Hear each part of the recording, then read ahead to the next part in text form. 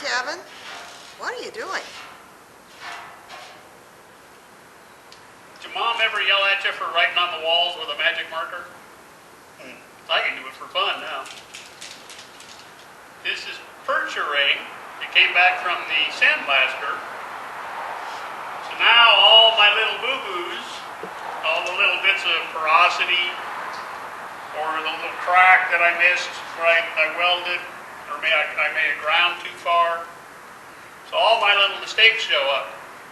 Now I come back with a marker and just mark them all, take it back to the workbench, grind it out, clean it out, re-weld it, repatch it, do whatever I have to fix that little mistake. And it's finally ready to get a finish on it. As you can see, I got a few of them I got to take care of.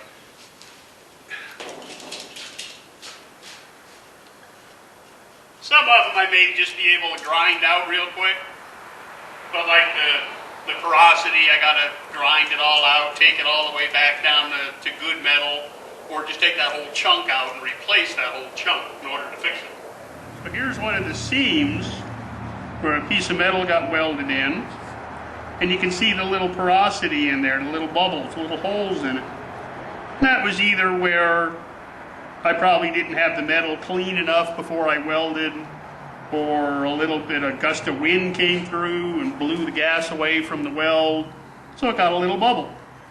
So now I have to come back in with my grinder and clean those out. Hang on to your ears.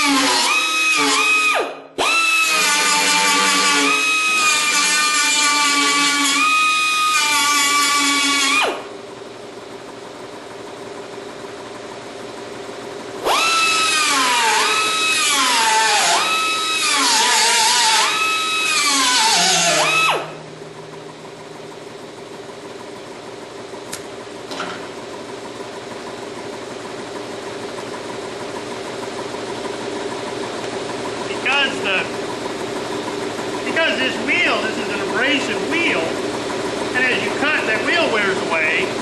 Now I got the dust mixed in there with the little metal shavings. So now we just blow it out with the air gun. And I can come back with the welder, weld it shut. Why can't you just weld right over the holes? Well, because the hole is still in there. The bubble is still down in there. If you just come back, like on this one up here, come over here. If you just come back and try to weld right over the top of that, what'll happen is the bubble inside will become superheated in the weld, the air that's in that little cavity, and it'll bubble right up through the weld. And it'll pop again. So even if you just grind a little bit of that away, just a little bit on the surface, that's not enough. You gotta go all the way down in there and either find metal or go all the way back through again and get rid of that hole, get rid of that bubble where the air got in there. Just take it all out, then you can go back and weld it. Try to cover it up, won't work. Back to work.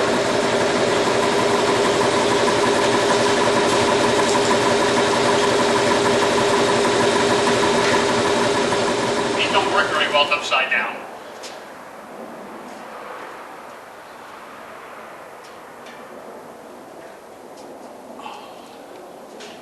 You can see on the valve over here, there's a little spot right in the top. This is why it failed. It's pressure test, because it had a little pit in it right there. Oh, when you sandblast it, those pits come out even farther. So I got to grind that out and fix that, and I'll weld a little more on the top so I can smooth out my weld right there.